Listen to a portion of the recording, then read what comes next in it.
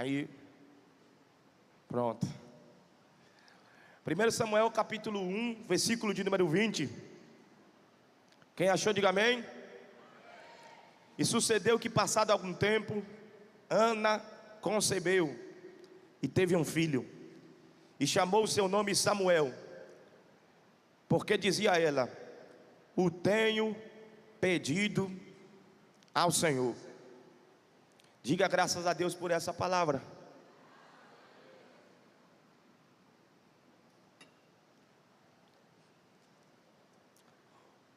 O capítulo 1 do primeiro livro de Samuel começa dizendo-nos que havia um homem de Ramataim Zofim, que habitava as montanhas de Efraim, cujo nome era Elcana. E o texto nos diz que esse homem tinha duas mulheres. A primeira mulher chamava-se Ana, e a sua segunda mulher chamava-se Penina.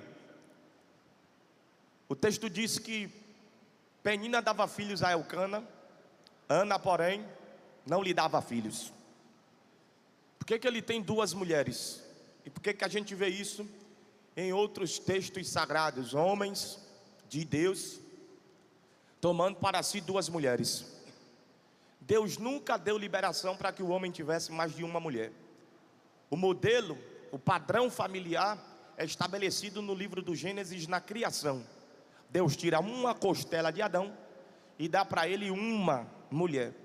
Esse é o modelo, esse é o padrão, essa é a matriz.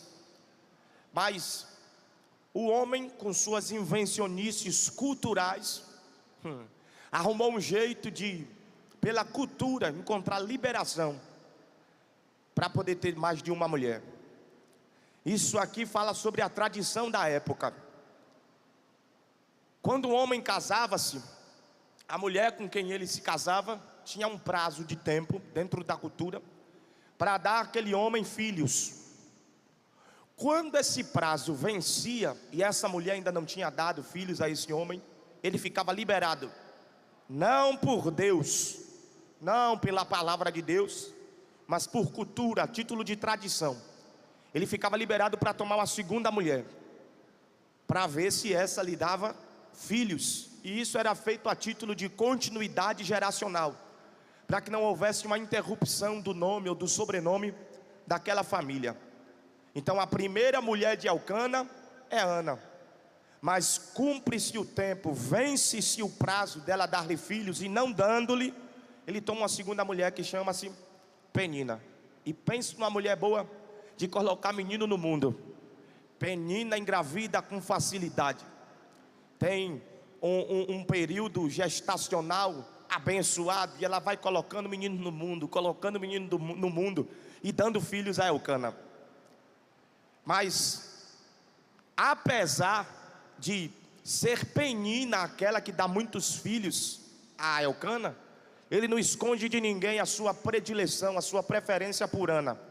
Ele deixa muito claro para todos, inclusive para Penina, que apesar da esterilidade de Ana, Ana é o amor da vida dele. Então tudo que ele faz para Penina, para Ana, ele faz com mais esmero, com mais capricho, com mais carinho. Ele dava porções dobradas.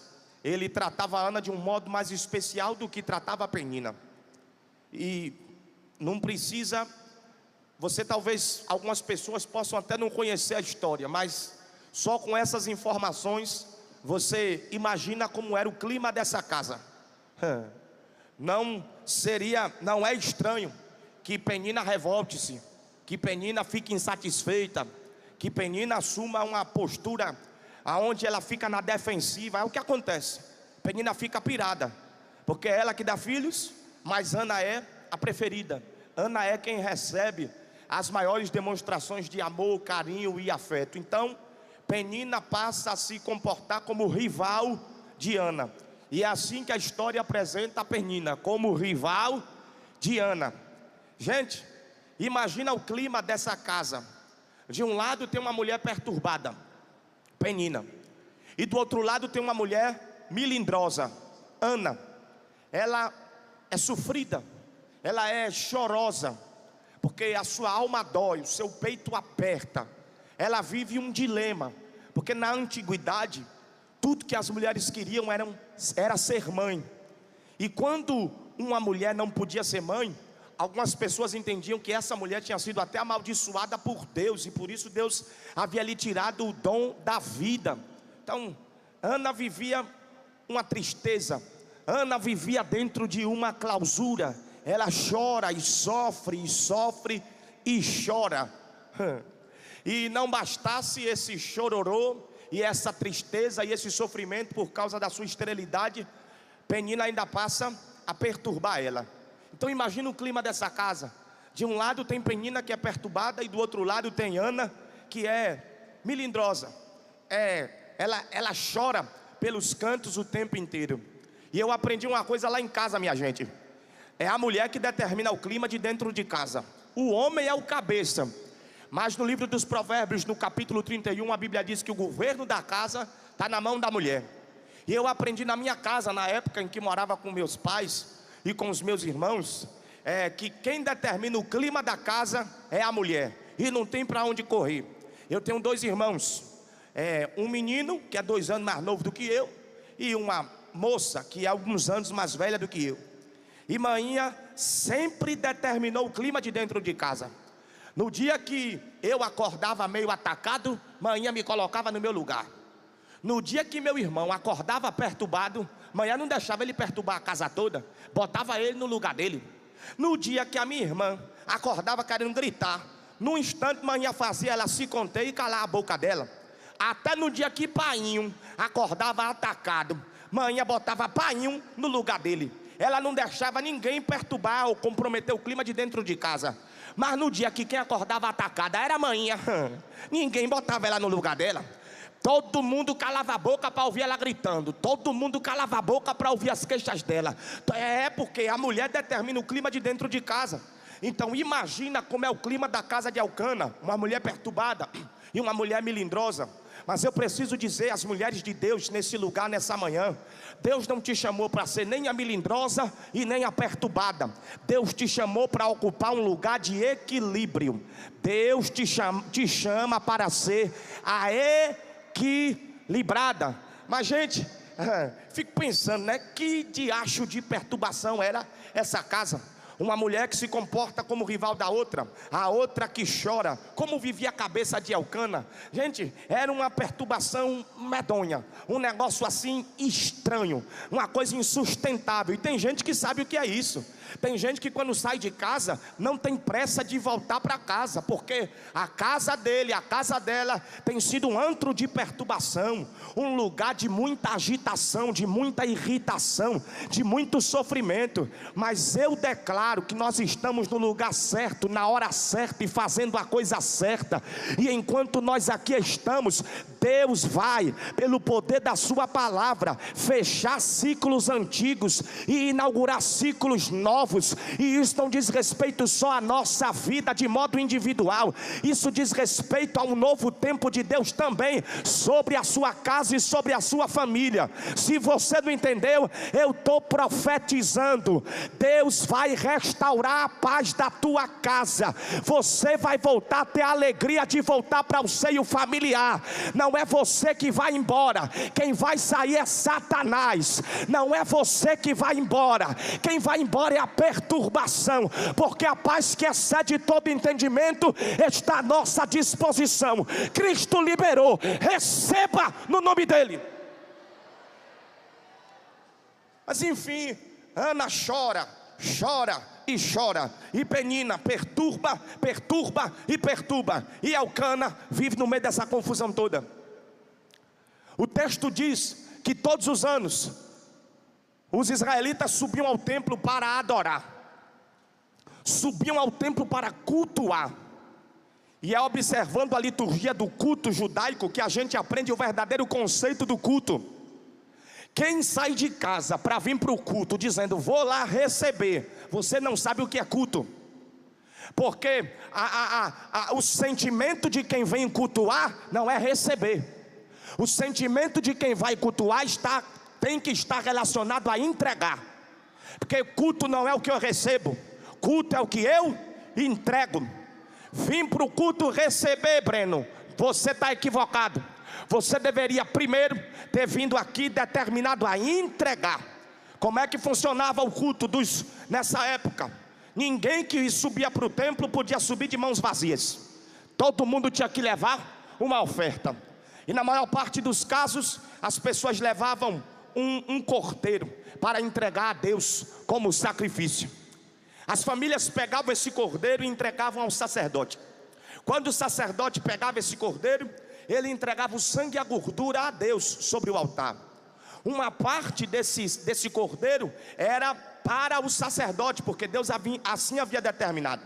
E uma terceira parte desse cordeiro voltava para a família. Então, o cordeiro que a família traz para o culto é dividido em 3 partes.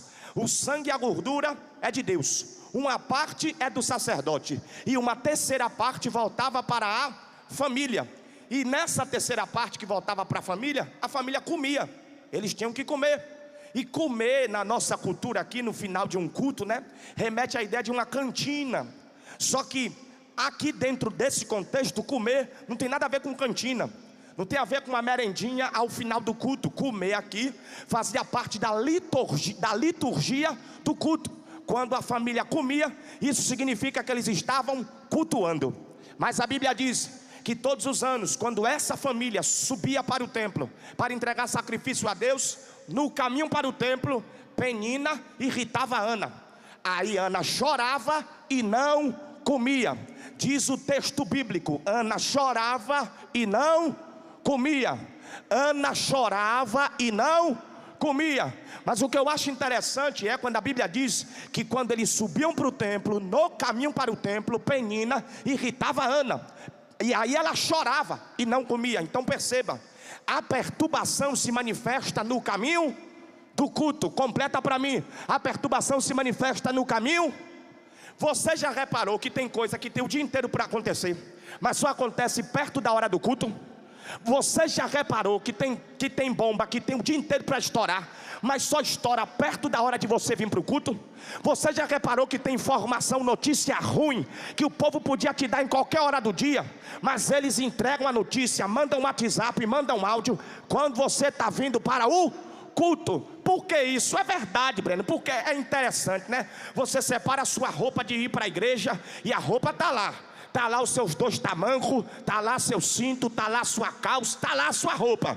Quando tu toma banho, que você vai se vestir, está faltando um pé do tamanco. Cadê o pé do tamanco? Não acha mais. Cadê o cinto? Desapareceu. E até a Bíblia que passou o dia inteiro em cima da estante, na hora de pegar para ir, cadê minha Bíblia? Cadê minha Bíblia? Aí, meu irmão, tem casa dentro da qual isso vira uma perturbação. Cadê minha Bíblia? Cadê minha roupa? Cadê meu tamanco? Cadê meu celular? Cadê minha bolsa? É uma perturbação. E nessa coisa, nesses detalhes, a gente acaba permitindo que o nosso estado de animosidade sofra alteração. E aí, diante de uma notícia ruim, diante de um informativo desagradável, diante de um sapato que some, uma bolsa que você não acha, uma Bíblia que você não localiza mais onde está, as crianças tiveram o dia inteiro para poder brigar, não brigaram. Na hora de começar a se ajeitar para poder vir para o culto, o pau começou a quebrar dentro de casa. Aí isso mexe com a sua... Mexe sim, gente. Mexe com o seu estado de animosidade. E você já viu o crente dizendo assim: ó, não mexe comigo não, que eu estou pela misericórdia. Eu saí do espírito, eu estou na carne. Não tem hora que isso acontece, não? Isso nunca aconteceu com você, não? Se você disser que nunca aconteceu, eu vou crer que você está mentindo. Alecrim dourado que nasceu do campo sem ser semeado. Quer dizer que você nunca se irritou, quer dizer que você nunca se perturbou perto da hora de vir para o culto. Só que a gente precisa entender, nós não estamos lidando com o mundo físico, nós estamos lidando sobretudo com o mundo espiritual. O texto revela que todos os anos, quando Ana subia para o templo, era nessa hora, a caminho do culto, que a perturbação se manifestava. Sabe por quê? Para Ana perder o clima, para Ana não entrar no culto. E era exatamente isso que acontecia. Ela chorava e não comia. E se comer fazia parte da liturgia do culto. Quando a Bíblia diz que ela chorava e não comia, quer dizer que ela não participava do culto. Faziam anos que Ana subia para o templo, mas não entrava no culto. Ela entrava no templo, mas não entrava no culto. Porque se você acha que vir para a igreja e cultuar é a mesma coisa, você está muito enganado. Entrar no templo é uma coisa, Entrar no culto é uma coisa totalmente diferente. Nem todo mundo que entra no templo entra no culto. Tem gente que vem para cá e fica viajando, perdido feito cego no meio de um tiroteio. Mas essa manhã Deus tem uma boa notícia para quem ainda não entrou no culto. O culto não acabou, dá tempo de você entrar. Eu preciso entregar a você nessa manhã um princípio espiritual. O diabo não tem medo de crente que entra em templo, ele tem medo de crente que entra em culto. As doenças não estremecem diante de quem entra no templo, as doenças só estremecem diante de quem entra no culto. A depressão não respeita quem entra no templo, mas ela começa a ficar abalada quando um crente entra no culto. Eu convoco você nessa manhã a romper com a barreira física e acessar o mundo espiritual. Entra no culto, entra no culto, entra no culto, entra no culto, entra no culto. É o Espírito de Deus que nos convida nessa manhã. Entra no culto, entra no culto. Faziam anos que ela entrava no templo e não entrava no culto. Entrava no templo e não entrava no culto. Entrava no templo e não entrava no culto. Me lembrei da primeira vez que eu estive aqui no templo sede, aqui em Teresina. Eu me lembro de Atos dos Apóstolos, capítulo de número 20. A Bíblia fala sobre um culto que está acontecendo no terceiro andar de um prédio em Troade. Quem está pregando é o apóstolo Paulo, e é culto de Santa Ceia. Imagina, pastor, um culto de Santa Ceia com o apóstolo Paulo pregando. Eu caía no chão arrebatado, que eu ia ser o último a tomar a Santa Ceia, que eu não ia levantar nunca mais. Um culto de Santa Ceia com o apóstolo Paulo pregando. Pensa que poder, pensa que graça, pensa que virtude. Só do apóstolo Paulo contar o testemunho dele, o culto vira. Quem te evangelizou, Paulo? Foi Pedro? Foi Pedro não. Quem te evangelizou foi quem? Foi João? Não foi João não. Quem te evangelizou foi quem? O próprio Jesus. Me cercou num esplendor de glória, num esplendor de... Só dele contar o testemunho, o culto vira todo. Só que dentro dessa ambiência, aonde o apóstolo Paulo está pregando num culto de Santa Ceia, no versículo 9 do capítulo 20 de Atos dos Apóstolos, aparece um jovem chamado Eutico. E o problema é que ele está dentro do templo, mas ele se posiciona de modo que indica que ele não está comprometido com o culto. Está cheio de gente aqui dentro, mas nem todos os que estão aqui estão comprometidos com a essência daquilo que aqui está acontecendo. O texto sagrado diz que Eutico assentou-se na janela. Gente, e da janela ele começou a cochilar, e o cochilo virou um sono profundo. Lembre-se, o culto estava acontecendo no terceiro andar de um prédio. Qual foi o resultado? Ele caiu e morreu. Janela aqui fala sobre divisão, janela aqui vai falar sobre dubiedade, porque quem está na janela não participa de uma coisa só. Quem está na janela vê o que acontece dentro, mas qualquer movimentação do lado de fora manifesta-se como uma distração. E assim diz o Senhor nessa manhã: tomem cuidado com as distrações. Eu não vi na Bíblia ninguém na janela se dando bem. Eutico caiu da janela em Atos capítulo 20. Em 2 Reis capítulo de número 9, Jezabel foi empurrada da janela e morreu. E em 2 Samuel capítulo 6, a Bíblia diz que Mical ficou estéril na janela. Há uma palavra de Deus na minha boca que eu vou entregar nessa manhã. Assim diz o Senhor: saia da janela, porque se você lá permanecer, das três coisas, uma sucederá contigo: ou você cairá sozinho como Eutico caiu, ou alguém vai te empurrar como empurraram Jezabel, ou você terminará improdutivo como improdutiva terminou Mical. Mas Deus não te chamou para cair, Deus não te chamou para ser empurrado, e Deus também não te chamou para ser improdutivo. Vou dizer, comprometa-se com a essência do culto, porque o Deus do culto está nesse lugar. Comprometa-se com a essência do culto, porque o Deus do culto, Ele está nesse lugar. Por que Ana não entra no culto? Por causa da tristeza. Por que Ana não entra no culto? Por causa da tristeza.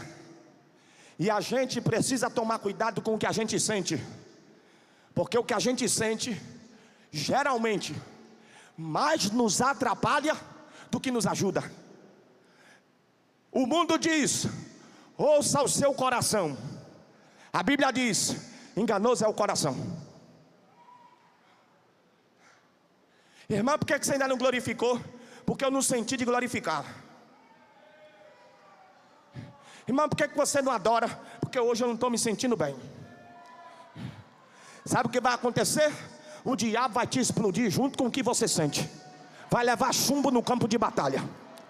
Vai levar chumbo no campo de batalha. Essa é uma das gerações mais problemáticas que existe. Por quê? Pela falta de equilíbrio emocional. A gente não sabe setorizar a nossa vida. A gente mistura tudo o tempo todo. Você tem um problema no trabalho, e quando você sai do trabalho, você não deixa o problema no trabalho, você leva o problema para casa. E aí sua mulher sofre, seu marido sofre, seus filhos sofrem, porque você sai descontando o que sente em cima de todo mundo. Você tem um problema na sua vida emocional, no seu relacionamento amoroso, com seu namorado, com seu noivo, e aí você sai descontando isso em cima de todo mundo, porque você não sabe separar as coisas. Você tem um problema, e esse problema desperta em você sentimentos, e você passa a se comportar como quem não domina sobre aquilo que sente. Mas eu preciso te dizer, quem não tem domínio próprio tem um demônio próprio.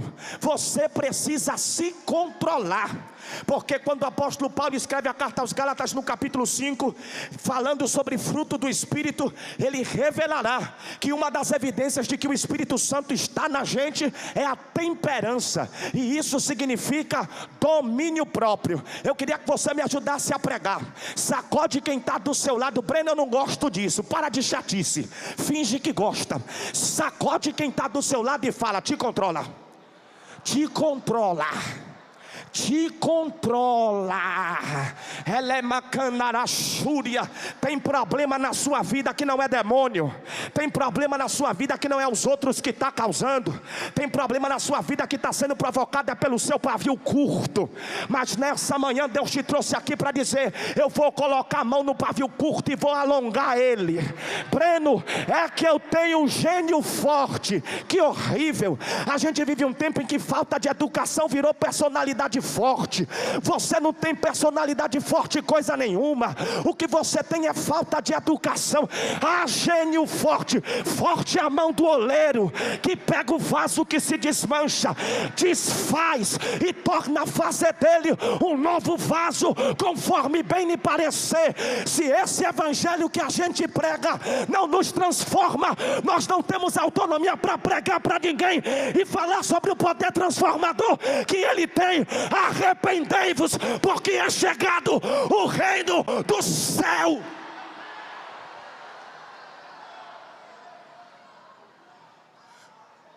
Domine. Ana não entra no culto por causa da tristeza. Logo, não é Ana que tem tristeza, é a tristeza que tem Ana. Vem cá, você tem sentimentos ou os seus sentimentos que lhe têm? Porque é diferente. É diferente. Ter sentimentos é diferente de ser possuído por eles e ficar sob sua propriedade. Ana não tem tristeza, é a tristeza que tem ela. Eu amo quando o apóstolo Paulo escreve a carta aos Efésios, capítulo 4, versículo 27, se não me falha a memória. Ele dirá: irai-vos, mas não pequeis. O que é a ira? A ira é o sentimento. E o que é o pecado? A consequência desse sentimento quando ele não é controlado. Paulo diz: irai-vos, mas não pequeis. E nem se ponha o sol sobre a vossa ira. Ou seja, não passem muito tempo irados, controlem-se. Paulo está dizendo aos Efésios: tenha ira, mas não deixe a ira te ter. Porque se você tem ira, se apesar da ira que você sente, você fica no controle, mesmo irado, você tem poder de domínio sobre o que você pensa, sobre o que você fala e sobre o que você faz. Mas quando não é você o possuidor da ira, mas é ela a sua possuidora, aí você perde o controle. Você não domina mais sobre o que pensa, sobre o que faz e nem sobre o que fala. E aí, por causa desse sentimento, você começa a falar, fazer e pensar um monte de besteira. Então a recomendação paulina é: domine sobre o que você sente, não deixe o que você sente dominar você. Eu amo Mateus capítulo 26, porque ali está a manifestação do ápice da humanidade de Cristo. Quando aproximava-se ali a hora do processo da crucificação, Jesus teve a sua alma invadida pela tristeza e pela angústia. Quem gosta de Bíblia, diga amém. Esse amém ficou muito xoxo. Quem gosta de Bíblia, diga glória. Então completa para mim. Em Mateus capítulo 26, no ápice da manifestação da humanidade de Cristo, quando iniciava-se o processo de crucificação, a sua alma ficou cheia de angústia e de tristeza. E aí Jesus fez aquela famosa oração. Vendo o cálice que estava prestes a tomar, ele disse: Pai, se possível, passa de mim esse. Mas vem cá, que oração é essa? Ele não veio para tomar esse cálice? Veio ou não veio? Veio ou não veio? Mas quando a angústia e a tristeza encheram a sua alma, ele titubeou. Ele considerou por um instante a possibilidade de não fazer aquilo que veio para fazer, por causa daquilo que ele estava sentindo. Sentimentos podem roubar propósitos. Sentimentos podem roubar a visão do propósito. E tem gente aqui nessa manhã que por causa do que sente perdeu a visão do propósito. Mas nessa manhã o poder do Espírito está operante sobre nós, e Ele vai te restaurar da visão. Remanacanto rebaraio, serga canto rebaia. Teve gente que perdeu a visão do propósito por causa da depressão. A partir dessa manhã, não é a depressão que te tem, é você que tem ela. Teve gente que perdeu a visão do propósito por causa da ansiedade. A partir dessa manhã, a ansiedade sai do lugar de comando, e quem volta a comandar é você. Tem gente aqui que perdeu a visão do propósito por causa de um abandono, por causa de uma traição. Mas Deus está presente no meio do seu povo, pelo poder da sua palavra. E a mão do Senhor alcança os seus olhos nessa manhã. Ele vai restaurar a visão do propósito que os seus sentimentos arrancaram de você. Jesus orou dizendo, por causa da tristeza e da angústia: se possível for, passa de mim esse. Essa oração aqui é uma oração emocional. Eu falei que é uma oração emocional. Ele ora baseado no que sente. Ele ora baseado no que grita. Ele ora baseado no que sente. Ele está sentindo angústia e tristeza. Então ele olha para o cálice que veio para tomar e diz: se possível for, passa esse cálice de mim. O que é que Jesus está dizendo? O que eu sinto não me faz querer fazer o que eu devia fazer. Ele começa a oração de modo emocional. Só que a oração não termina por aí. Ele dará prosseguimento a essa oração. E agora ele sai do campo do emocional e trafega no campo do racional. Ele vai dizer na continuidade: todavia, não seja como eu quero, mas como tu queres. Ele queria tomar o cálice? Diga para mim, ele queria tomar o cálice? Ele queria, mas tomou ou não tomou? Tomou ou não tomou? Tomou ou não tomou? Porque Cristo não se comportou com base no que sentia, Ele se comportou com base no que sabia. Ele não se comportou com base no que sentia, Ele se comportou com base no que sabia. Não respalde o seu comportamento nos seus sentimentos, respalde o seu comportamento no seu raciocínio. Deus trouxe alguém aqui essa manhã para dizer: eu não te dei essa cabeça só para você ter cabelo, eu te dei essa cabeça para você pensar. Eu estou sentindo a autoridade de Deus. Eu te dei a cabeça para você pensar. Toda a cadeia do pensamento nessa manhã está sendo quebrada. Coloca a mão na cabeça, as duas mãos na cabeça. Coloca.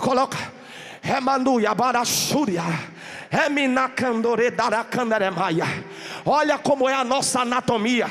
A cabeça está acima do peito, O cérebro está acima do coração. As pessoas têm o coração como a sede das emoções. E se for verdade que o coração é a sede das emoções, perceba que Deus não colocou o coração acima do cérebro. Deus colocou abaixo. E eu diria que Deus fala tanto que até na nossa anatomia tem mensagem de Deus para nós. Quantas bocas você tem? Só tem uma. Quantos ouvidos você tem? Tem dois. Porque Deus espera que você ouça mais e fale menos. Até na forma como Deus nos criou, Ele está falando. E essa cabeça sobre a qual você está com as mãos sobre nessa hora, está acima do seu coração. Deus está liberando sobre nós uma unção que despedaça o jugo existente na nossa mente. Toda cadeia emocional é quebrada agora. Você vai agir não com base no que sente, mas com base no que sabe. O apóstolo Paulo, escrevendo a carta aos Efésios, falou sobre o capacete da salvação. Receba agora. Capacete de salvação para proteger a mente, para blindar a mente. Receba capacete da salvação. É manhã de revestimento, é manhã de libertação. Ele quebra as cadeias de sobre a sua mente. Ele dá uma mente efetiva, uma mente operante, uma mente livre para o glorificar. Diga comigo assim: Jesus não agiu com base no que sentia, agiu com base no que sabia.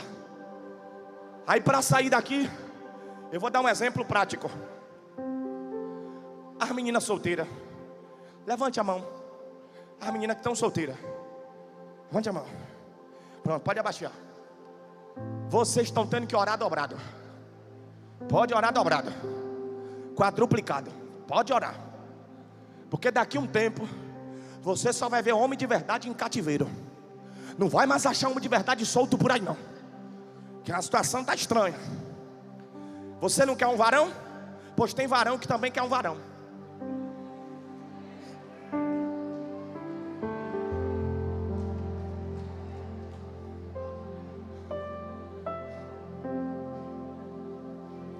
E os varão que são varão de verdade, muitos estão perdidos nas suas ideias.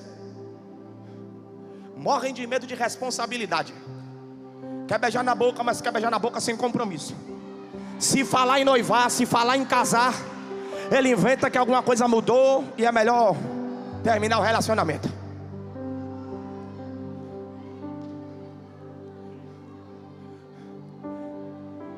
A carência é divina. Eu falei que a carência é divina. A carência não é do diabo, a carência é de Deus. Porque Deus fez a comida e também fez a fome. Porque se Ele tivesse feito a comida e não tivesse feito a fome, ninguém ia comer a comida que Ele fez. Ele fez o homem, fez a mulher e colocou em ambos a carência, para que um sentisse a necessidade do outro. E assim, por meio da carência, cumprisse-se o plano dele, que é a família. Só que a carência só tem caráter divino enquanto você domina ela. Quando ela passa a dominar você, e qualquer cachorro que late, você entende: eu te amo.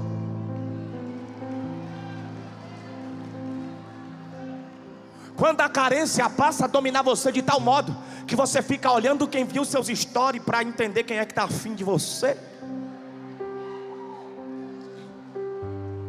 Quando a carência está no nível que quem curte sua foto, você entende que está dizendo que está te querendo. Aí já é caso de você procurar um psicólogo e fazer uma terapia, filha. Você não está bem não.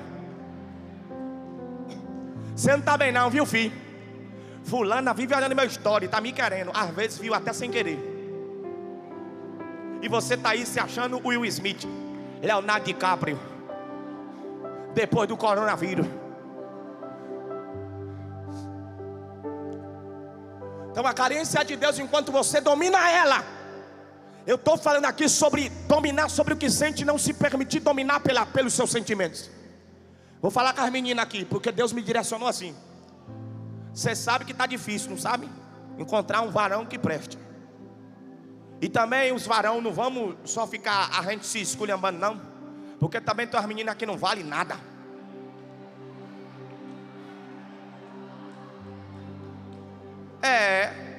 Fala-se muito sobre mulheres que sofrem na mão de homens, mas tem homem que presta que sofre na mão de mulher que não presta. Então eu estou orando para Deus pegar quem presta e fazer encontrar com quem presta, e pegar o que não presta e o outro que não presta, dar um banho de sangue do cordeiro nos dois e juntar eles, sabe? Pastor, eu tenho um amigo, um querido, mas ele é desviado. Desviou por causa de mulher, que ele queria um bocado e na igreja só pode uma, e aí ele caiu fora da igreja. E ele é muito sincero, ele deixa muito claro que é por isso. Mas ele sente saudade da igreja, porque quem já pisou no Santo dos Santos. Aí ele veio para mim e disse assim: Breno, ora por mim. Eu digo: embora tu voltar para os caminhos do Senhor, ora tu por tu. Ele: não, sério, ora por mim. Eu digo: é o quê? Ele: não, para Deus me dar uma varoa, uma mulher de Deus assim, santa, virgem, e aí eu caso com ela e fico na igreja para sempre. Eu digo: vem cá, tu por alguma acaso é virgem? Eu vou orar para Deus esconder todas as virgens de você. Você não guardou o que você tinha para os outros, por que os outros têm que ter guardado o que tem para você? Aqui o pau que dá em Chico também dá em Francisco. Você está entendendo? Eu falei com ele assim: eu vou orar para Deus pegar uma tribulada que nem tu, converter vocês dois, e você virar homem de Deus e ela virar mulher de Deus também. Não exija um padrão que você não é. Quer um homem de Deus, comporte-se como uma mulher de Deus. Quero uma mulher de Deus, comporte-se como um homem de Deus. Quero que seja virgem. Se você não é virgem, não vem fazer graça não. Para de palhaçada, porque a hipocrisia é uma coisa que Deus tem problema.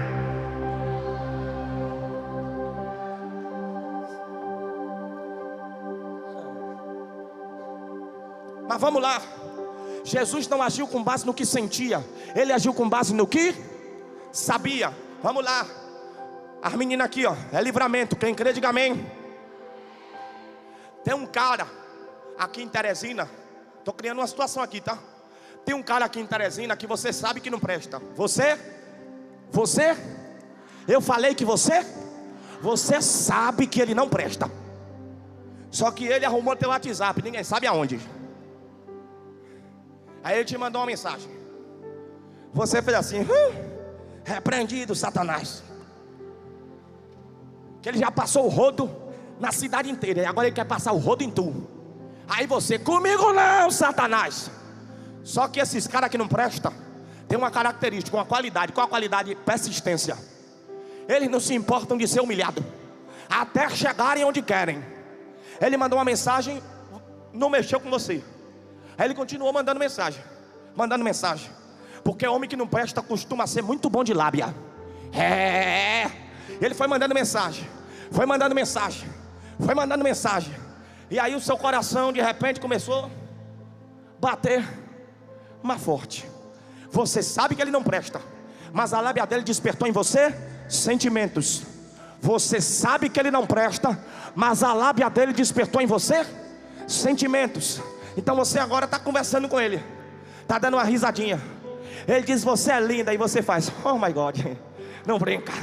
Ele diz: vou casar com você, e você sabe que ele falou para a cidade inteira que ia casar com a cidade toda. E aí você agora encontra com ele, você toma açaí com ele, você vai no dogão com ele. Você sai para fazer as merendas por aí com ele e fica sorrindo. Você já se meteu com ele, está se envolvendo com ele, porque mesmo sabendo que ele não presta, o que tem determinado o seu comportamento é o que você sente. Você sabe que ele não presta, mas cedeu aos sentimentos que ele despertou dentro de você. E tem moça que está assim: Deus, confirma esse relacionamento, Senhor. E aí, minha filha, você já está namorando com ele? Não, nós estamos orando. Para de graça, que você sabe que está orando sozinha, que esse cabra não ora. Não é só você que ele está iludindo, não. Ele está iludindo você e mais umas 10. Tem umas 10 pensando que está orando junto com esse cabra com espírito de MC Catra, querendo colocar filho na nação brasileira inteira. Aí você está aqui assim: Deus, me dá um sinal, Deus, me dá uma confirmação, Deus, fala comigo se é Ele. Deus está de pé na tua frente te perguntando: está de brincadeira com a minha santa face? Pare de se comportar com base no que você sente e faça o que você sabe que precisa fazer. Deus não vai falar nada. Você não é maluca, você não é doida, e Deus te trouxe aqui para te falar. O que determina o seu comportamento não deve ser o que você sente, mas deve ser o que você sabe. E considerando esse contexto, você sabe o que deve fazer. Faça. Cai fora, minha filha, cai fora. Eu estou sentindo a autoridade do Espírito aqui.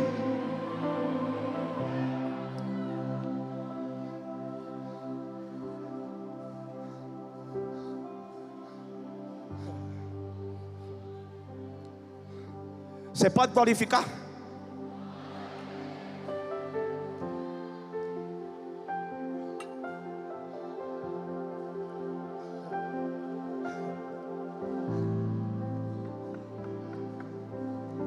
É livramento. Tem menina aqui que por causa do que estava sentindo, Satanás ia colocar dentro da estatística da violência doméstica, para dentro da estatística de mãe solteira, para dentro de estatística de feminicídio. Mas o laço está quebrando agora. O laço está quebrando. Não é a carência que tem você, é você que tem a carência. E se te faltam forças porque você está fraquinha, assim te diz o Senhor: a minha graça te basta e o meu poder se aperfeiçoa na sua fraqueza. Receba a autoridade para governar o que sente e não mais ser governada pelos seus impulsos.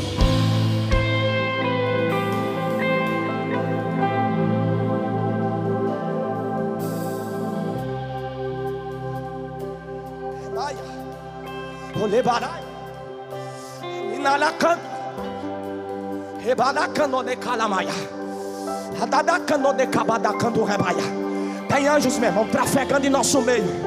E a espada não está na bainha, não. As espadas estão em punhos e eles estão cortando correntes.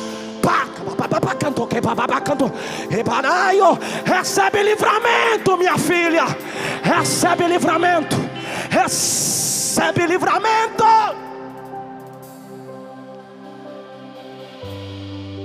Vou encerrar. Depois de muitos anos dominada pela tristeza, ela não entrava no culto, só entrava no templo. Um dia Ana chegou no templo e disse: basta, hoje eu entro não só no templo, hoje eu entro no culto. A Bíblia diz que Ana se levantou e orou. Ana orou. Ana orou. Já ouviu falar que quando a coisa de Deus flui, é mentira? Mentiram para você.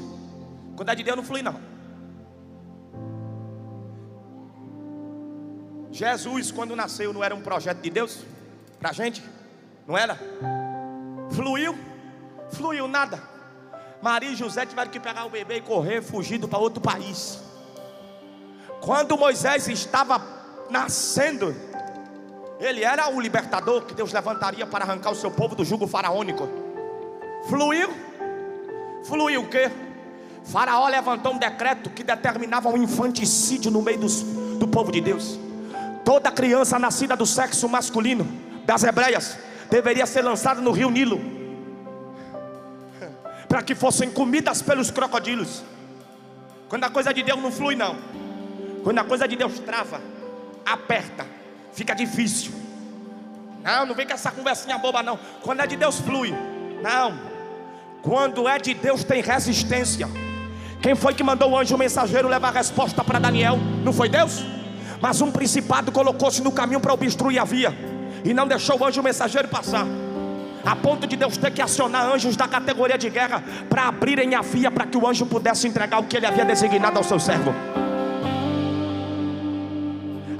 Tem gente que pensa: não, se orar vai fluir, se eu orar fica mais fácil.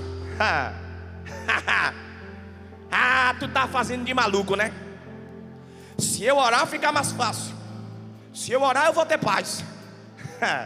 Você está viajando, você não está bem da cabeça, você não está lendo a Bíblia, você está criando um mundo, o país das maravilhas, e você não é Alice. Volta, sai do país das maravilhas, que você não é Alice, e vamos parar de show, que você também não é Xuxa. Ana foi orar, ela ainda está triste, mas agora está orando. Ela ainda é estéril, mas agora ela está orando. Penina ainda afronta ela, mas agora ela está orando. Ela ainda não tem o que gostaria de ter, mas ela agora está orando.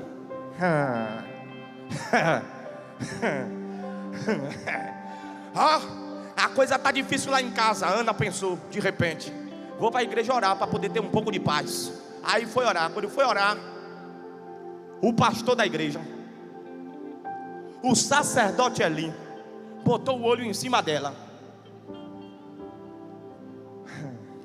porque ela foi buscar paz, né? Mas ela estava tão angustiada, tão perturbada, que a Bíblia diz que a sua boca se movia, mas não saía a palavra. Ela orava com o seu coração. Quando o sacerdote ali viu a boca dela mexendo, achou estranho e falou: vala-me, meu Deus, a gente morre e não vê de tudo. Agora o pessoal toma cachaça e vem para o templo. Que falta de respeito, que falta de reverência. E ele não só pensou não, ele falou. Ele partiu para cima dela e disse: mulher, até quando tu estarás embriagada? Aparta de ti o teu vinho. Ô gente, eu vou falar uma coisa para você. Se tem uma coisa nessa vida que me dá ódio mesmo, é eu ser acusado de uma coisa que eu não fiz. Você gosta quando alguém te acusa de ter feito uma coisa que você não fez?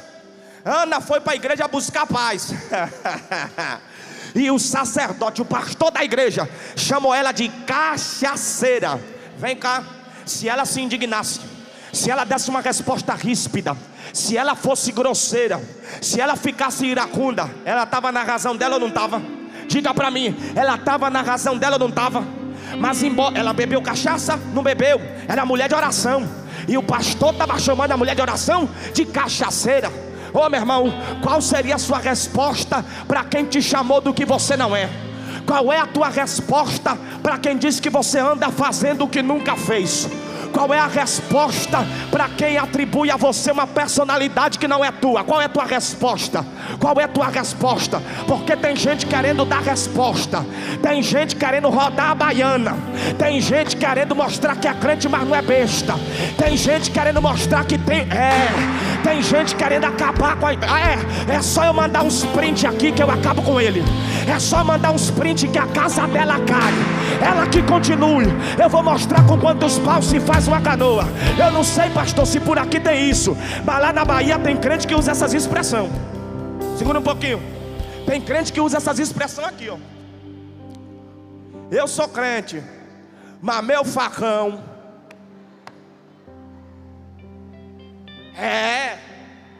eu sou crente, mas eu tenho um pedaço de pau atrás da porta. Que não é crente não. É quando o velho homem quer ressuscitar, sabe? Qual foi a resposta de Ana? Ela foi chamada de cachaceira e respondeu dizendo: não, meu senhor. Não, meu senhor. Ele faltou com respeito com ela, mas ela não faltou com respeito com ele. Porque não combina você ser de oração e ser barraqueiro. Você dizer que é de oração e tudo você se ira, se irrita.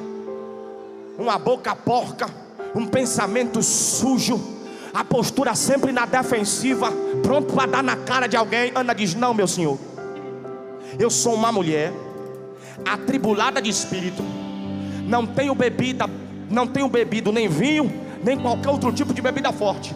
Eu só estou derramando a minha alma perante o Senhor. Aí a palavra de constrangimento na boca do sacerdote vira um decreto de bênção sobre a vida dela. Vai em paz, e o Deus de Israel te conceda a tua petição. Você sabe o que aconteceu depois disso, não sabe? Sabe o que aconteceu? Ana engravidou. Ana engravidou. Ela engravidou depois da oração.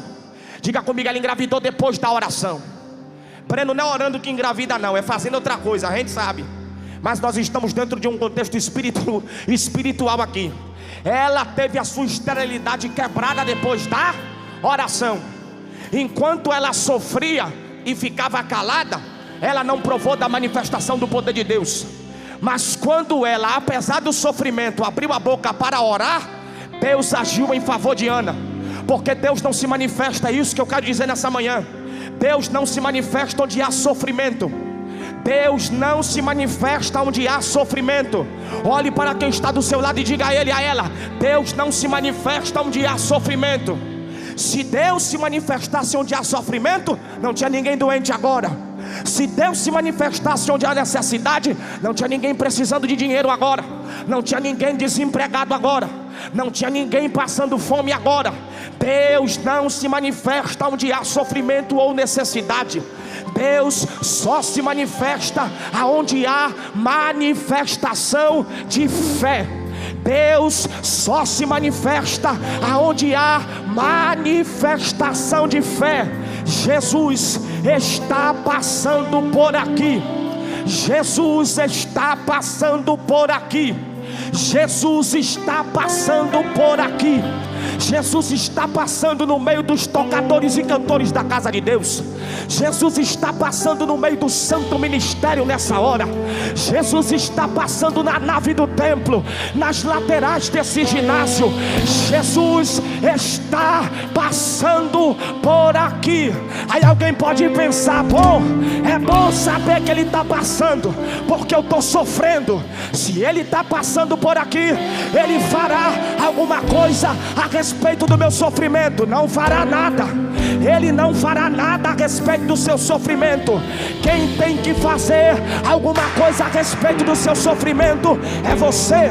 Jairo chamou Jesus para ir na sua casa curar a sua filha. Jesus se levantou e foi com Jairo para a sua casa. No meio do caminho, dentro do trajeto, havia uma mulher.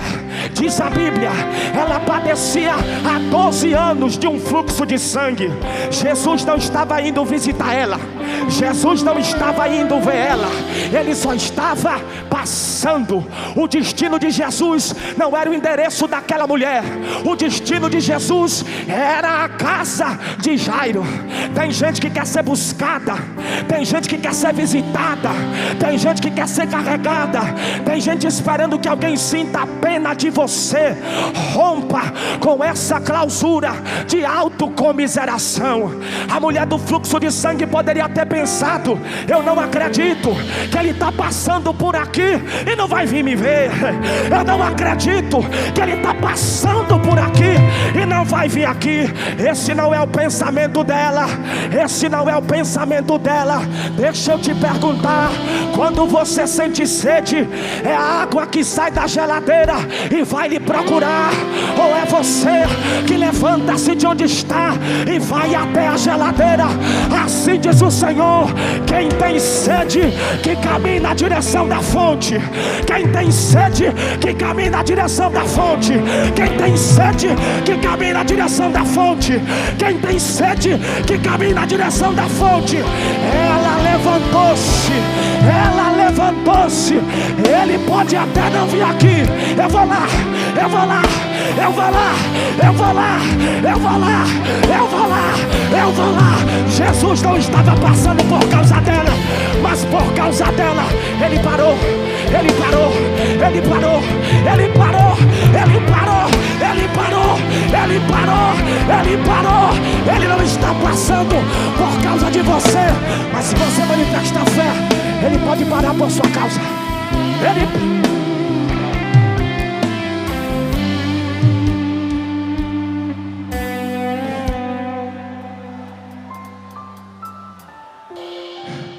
Deus não respondeu o sofrimento de Ana. Deus respondeu o clamor de Ana.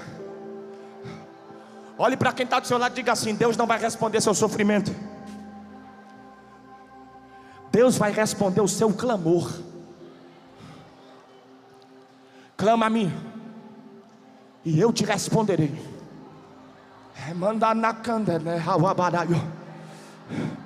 E anunciar-te-ei coisas grandes e firmes, que não se bada canto rebaia.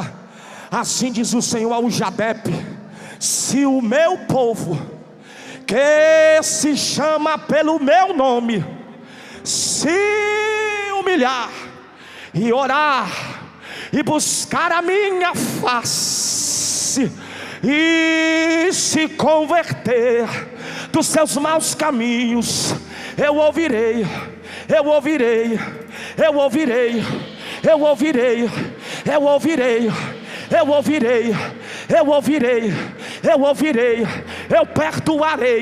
eu perdoarei os seus pecados e eu sararei a sua terra. Fique em pé, eu encerro aqui. Levanta todo mundo.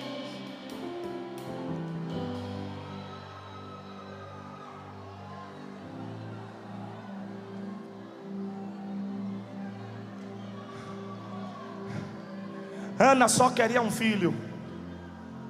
Ana só queria um filho.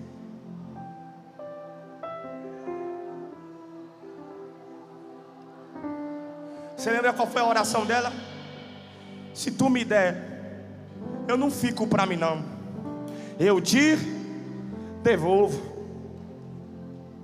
Ana está dizendo: eu não quero, eu não te busco para me satisfazer só. Eu desejo que o Senhor se satisfaça na minha busca. Ana está dizendo: eu quero gerar, mas eu não quero ficar para mim, eu quero gerar para a tua glória. Nós temos vivido numa sociedade onde a vaidade está gritando. Você quer dinheiro para quê? Você quer uma posição relevante para quê? Você quer um nome conhecido para quê? Você quer ocupar um lugar de evidência, de notoriedade, com qual propósito? Porque Deus não vai trabalhar na sua vida para dar ousadia ao seu ego nem à sua vaidade. O que Deus vai te dar, Deus não vai te dar para validação, nem por necessidade de autoafirmação. Deus está convidando algumas pessoas aqui a romperem a bolha da individualidade, porque o que Deus tem para fazer abrange o coletivo. Na oração que Jesus nos entrega como modelo em Mateus capítulo 6, o Pai não é meu, o Pai é nosso.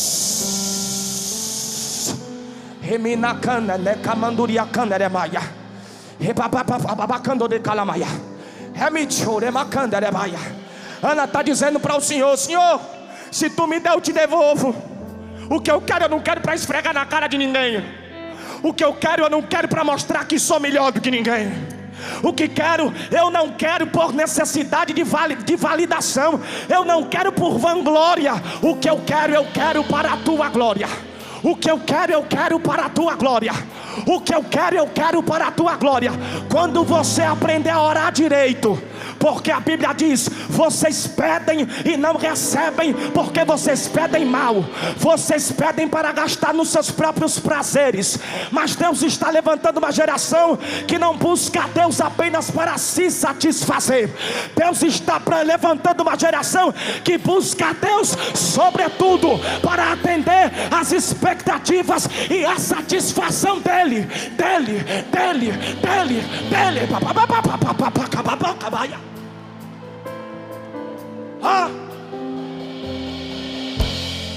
Aqui tem jovens que vão romper o ciclo da pobreza no meio da sua família. Dá licença que eu estou profetizando e impelido pelo Espírito de Deus. Aqui tem jovens que vão romper o ciclo da pobreza no meio da sua família. Deus vai inaugurar um ciclo de riqueza na tua casa através de você. Quem tem fé para receber, recebe. Mas dinheiro para quê? Dinheiro para quê? Você quer ser uma referência no seu campo de atuação profissional, mas para que você quer ser uma referência?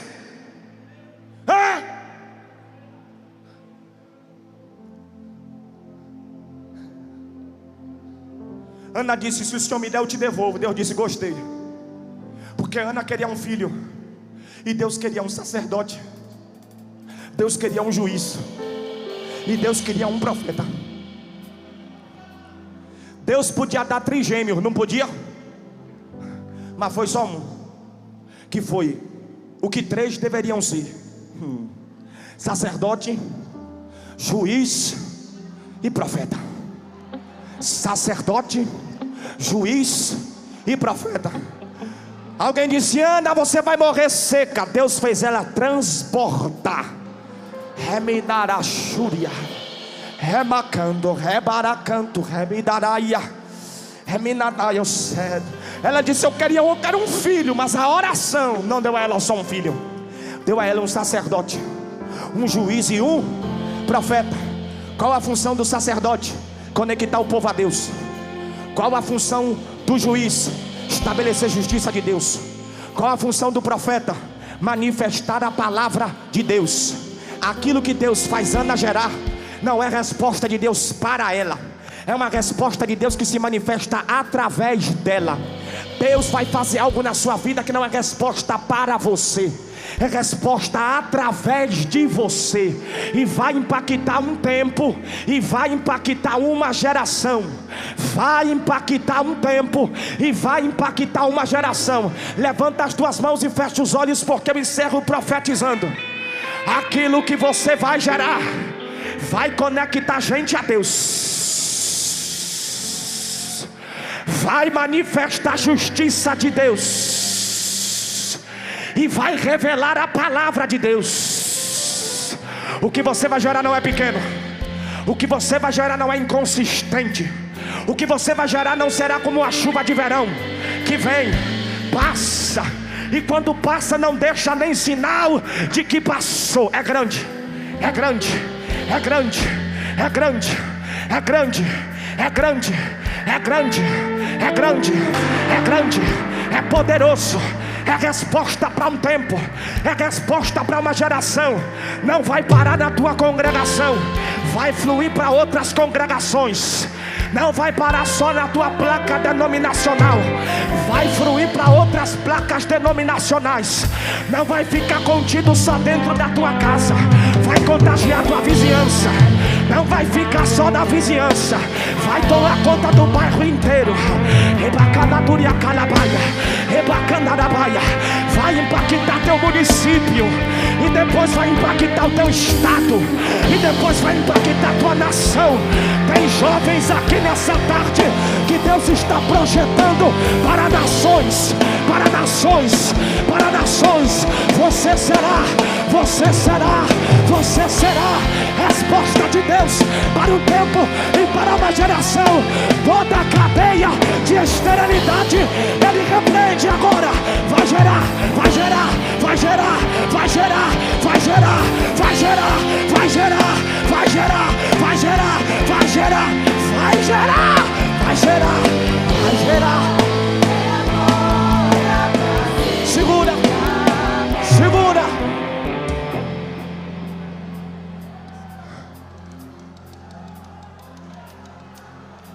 Deus me disse: profetize. Tem jovens aqui que tem dificuldade de absorver conteúdo. Você lê um bocado, você passa horas lendo, estudando para uma prova, se preparando para o Enem. Aí você lê, escreve, escreve, escreve, escreve. Quando para de ler, quando para de escrever, que procura alguma coisa na mente, não ficou nada. Tem jovens aqui que não tem dinheiro para pagar uma faculdade particular, e está há tempos tentando passar ali numa pública. Só que o Enem está chegando aí, não tá? E tem gente que já está indo fazer, dizendo: mais um ano, vai ser só mais um ano. O espírito de excelência que repousava sobre Daniel. Samuel significa Deus ouve. Samuel significa Deus ouve. Ana está dizendo, ele é a resposta. Eu orei e Deus ouviu. Isso é resposta, isso é evidência de que Deus ouve. Seus ouvidos não estão agravados para que não possa nos ouvir, tampouco as suas mãos encolhidas para que não possa nos alcançar, nos salvar, nos libertar, nos abençoar. Deus está trazendo um renovo sobre a vida de jovens aqui nesse lugar. Você estava frio até na estante, agora não está mais frio. É fogo do Espírito de Deus sobre a sua vida.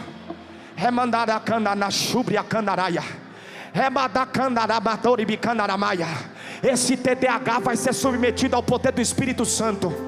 Essa dificuldade de absorver conteúdo vai ser submetida ao poder do Espírito Santo. O teu pai te chamou de burro, a tua mãe não tinha paciência de ensinar tuas atividades, porque você sempre manifestou algum tipo de dislexia. E alguém não espera que você rompa, alguém não espera que você avance. Mas ora aí, abra a boca para orar, abra a boca para orar, abra a boca para orar, abra a boca para orar, abra a boca para orar, abra a boca para orar, abra a boca para orar. Vambora, gente, abra a boca para orar, abra a boca para orar, abra a boca para orar, abra a boca para orar. Faz um voto com Deus como um voto fez Ana. Vai gerar, vai gerar. Deus ouve, Deus ouve, Deus ouve, Deus ouve, Deus ouve, Deus ouve, Deus ouve, Deus ouve. Esterilidade, Deus te repreende nessa manhã. Sai, sai, sai, sai, sai, sai, sai, sai, sai, sai, sai, sai, sai.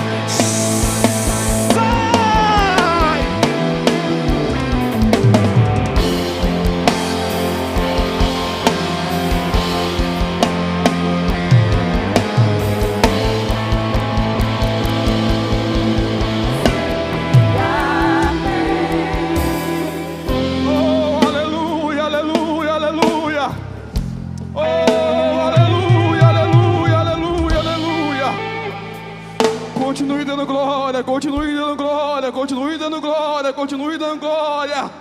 Seja renovado, seja cheio, até transbordar. Saia daqui impactado para gerar em sua cidade.